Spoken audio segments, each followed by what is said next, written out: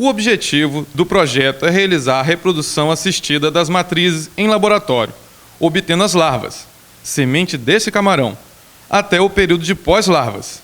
E, em contrapartida, fornecer essas pós-larvas para os produtores interessados e pescadores, com o intuito de oferecer a eles mais uma fonte de renda, principalmente no período de entre-safra, além de ajudar no repovoamento do Rio Paraíba do Sul com os excedentes produzidos em laboratório. O projeto iniciou com a procura de uma fonte de renda extra para a comunidade de Pedalias, que é rica em águas nascentes, mas não sabe aproveitá-la. Com conhecimento em empreendedorismo, eu verifiquei que a piscicultura não seria muito interessante para a localidade devido ao tamanho reduzido das propriedades. Foi onde eu me queixei com um amigo, o Luiz Maurício, que tinha um conhecimento já no estudo da carcinicultura. Ele me apresentou esse estudo e aprofundamos um pouco mais detalhadamente e vimos a viabilidade comercial para aquela região. Com isso, a gente mostrou esse projeto ao professor Vicente, que é diretor da Unidade de Pesquisa Agroambiental, a UPEA, né? Ele me deu todo o suporte e montou para a gente um laboratório de carcinicultura, onde a gente tirou tecnologia do camarão da Malásia, que é pesquisado pelo professor Wagner Valente, do Centro de Agricultura da CAUNESP, e estamos adaptando ao camarão pitu, Macrobrachium acanthurus. A Unidade de Pesquisa e Extensão Agroambiental ela foi criada com o intuito de dar apoio aos docentes, técnicos e administrativos do Cefet Campus, mas também aos alunos, né? E aí o Fábio e o Maurício vieram com uma proposta extremamente interessante de montar um laboratório de carcinicultura na unidade, que nós apoiamos de imediato, procuramos dar todo o suporte. E hoje, com um laboratório montado, a nossa ideia é de formar parcerias aí com o produtor rural, resgatando aí uma espécie que é nativa, né, do Rio Paraíba do Sul, mas também preocupados com a questão ambiental, ou seja, sem introduzir espécies exóticas. O processo de produção consiste em capturar os reprodutores, também chamados de matrizes, no Rio Paraíba do Sul. As armadilhas utilizadas permitem que os animais menores sejam descartados naturalmente.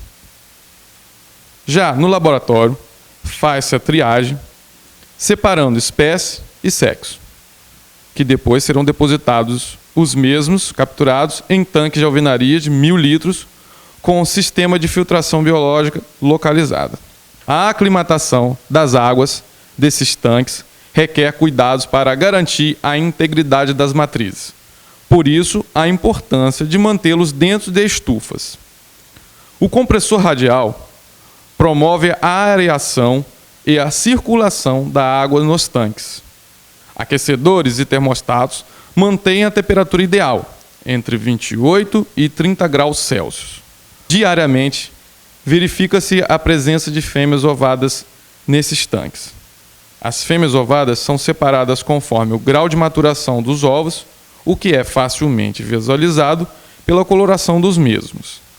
Os ovos passam de um verde brilhante, um verde mais claro e, finalmente, a um verde acinzentado. O tempo médio de incubação é de aproximadamente 15 dias e o número de larvas é de aproximadamente 6.500 larvas por desova.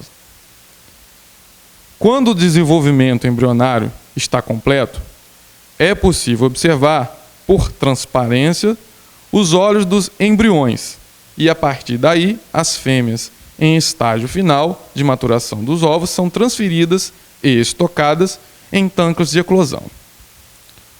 Logo após a eclosão, será feita a contagem das larvas em laboratório e, em seguida, transferidas para tanques de larvicultura, também chamados de berçários, passando por uma aclimatação prévia de temperatura e ajuste do pH desta água. A densidade do tanque de larvicultura é cerca de 100 larvas por litro. A água deve ter a temperatura entre 28 e 30 graus Celsius e o arejamento constante. A salinidade deve ser em torno de 16%. Isso porque, em água totalmente doce, as larvas morrem num prazo de 4 a 5 dias. No início, as larvas alimentam-se de suas reservas vitelínicas. A partir do segundo dia, a alimentação passa a ser constituída de artêmias salinas recém-eclodidas, microcrustáceos, produzidos no próprio laboratório, além de ração balanceada. O tempo de desenvolvimento larval, em condições ideais, são de aproximadamente 39 dias até atingir o estágio de pós-larvas, na qual tem um potencial de ser distribuídas aos criadores interessados para a criação em engorda.